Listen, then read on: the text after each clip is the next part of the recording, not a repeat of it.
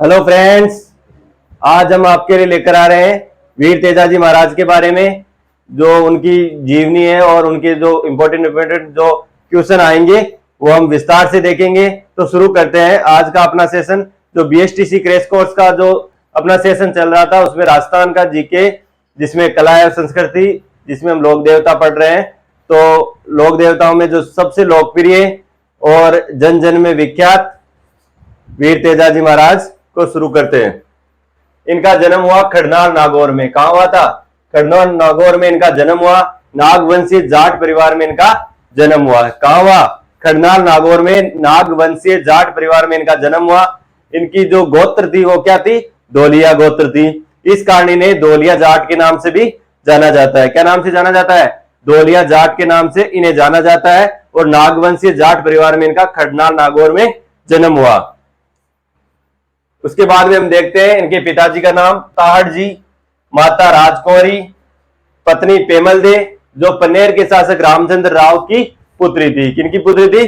पन्नेर के शासक रामचंद्र राव की पुत्री थी। वाहन है इनका, वाहन कौन सा है? लीलड़ सिंगारी, जिसे सिंगारी भी कहा जाता है, लीलड़ भी कहा जाता है। बाद में हम देखते हैं प्रतीक। इनका प्रतीक क्या है? हाथ में तलवार लिए अश्वरोही, जिनकी जीभ पर सर्प दंश कर रहा है। इनका जो प्रतीक चिन्ह क्या है? प्रतीक चिन्ह सांप जो है वो है तलवार लिए अश्वरोही की फोटो है और उसमें सर्प दंश कर रहा है। इस प्रकार इनका क्या है? प्रतीक चिन्ह है। अब हम देखते हैं इनके उपनाम। काला बाला के देवता कहा जाता है इनको। काला और बाला के देवता कहा जाता है।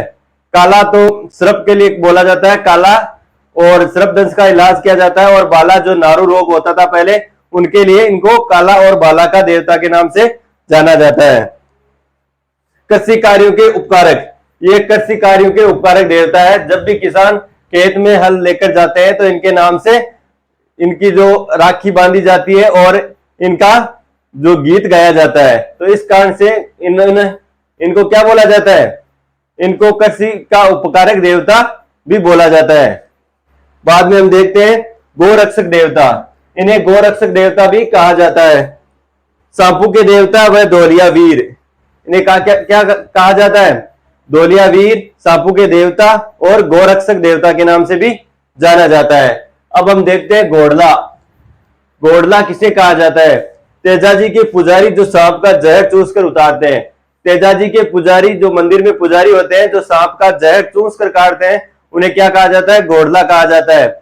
ऐसा माना जाता है कि यहाँ जब सर्प दंश कर जाता है किसी व्यक्ति को, तो तेजाजी के मंदिर या तेजाजी की राखी बांधने से ही उसका विष उतर जाता है। और यहाँ के जो मंदिर के पुजारी होते हैं वो अपने जो मुंह से चूस कर उस सर्प विष को निकाल देते हैं। अब हम आगे देखते हैं। बावता अजमेर में सर्प दंश से पीड़ित व्यक्ति की गौमूत्र से निःशुल्क चिकित्सा की जाती है। बावता अजमेर में सर्प दंश से पीड़ित व्यक्ति की गौमूत्र से निःशुल्क चिकित्सा की जाती है। सर्प दंश होने पर तेजाजी की ताती बांधी जाती है। जब किसी व्यक्ति को सर्प दंश हो जाता है तो क्या क्या किया जाता है? सबसे पहले तेजाजी की ताती बांधी जाती है। और ऐसा माना जाता है कि ताती बांधते ही इनका जो विष है, सर्प का जो विष है, वो कम प्रभावकारी होता है और धीरे धीरे वो कम होता जाता है। अब हम देखते हैं आगे। तेजाजी सहरिया जनजाति के आराध्य देवता माने जाते हैं। जो सहरिया जनजाति है 12 जिले में, वहां पर तेजाजी की जो आराध्य देवता माने जाते हैं तेजाजी सहरिया जनजाति के लिए।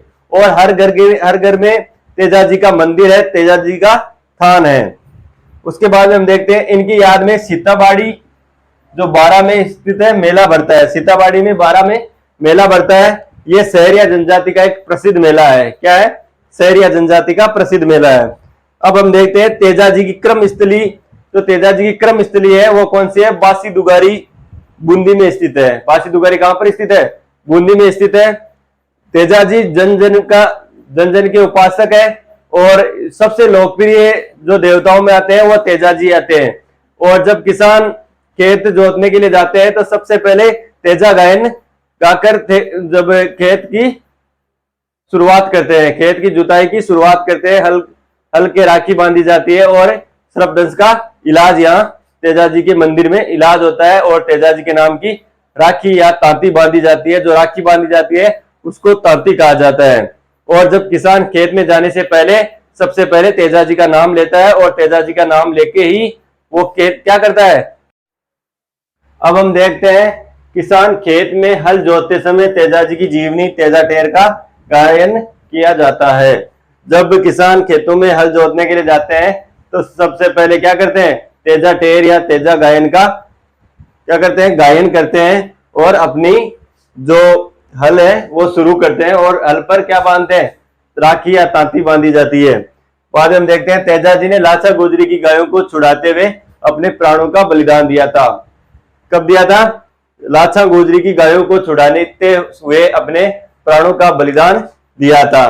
तेजा जी को सर्पदंश कहाँ हुआ था, सेंदरिया अजमेर में इनको सर्पदंश हुआ था। तेजा जी की मृत्यु कहाँ हुई थी, सुरसरा अजमेर में।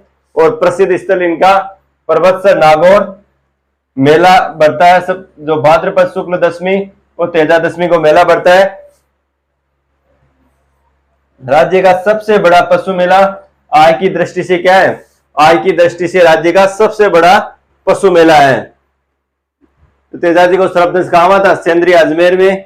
और प्रसिद्ध स्थल कहां पर है, पर्वतसर नागौर में। मेला बढ़ता है भाद्रपद शुक्ल दशमी तेजा दशमी को और ये राज्य का सबसे बड़ा पशु मेला है। अब हम एक ट्रिक देखते हैं, ट्रिक के माध्यम से हम याद करने की कोशिश करते हैं।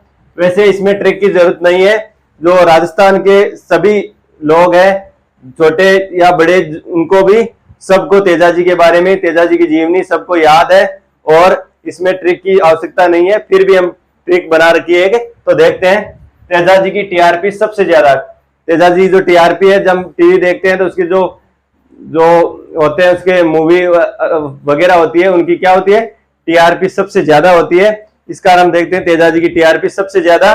तेजा जी, टी से ताहड़ जी, आर से राजकुंवरी जिनकी माता का नाम, ताहड़ जी पिताजी का नाम, पेमल पत्नी, सुरसुरा गांव और बासी दुगारी इनकी कर्म स्थली, सेंदरिया अजमेर जहां इनको सर्पदंश हुआ था। यह था आज का सेशन तेजा जी महाराज के बारे में। आज का सेशन आपको कैसा लगा, अगर पसंद आया हो तो चैनल को लाइक शेयर एंड सब्सक्राइब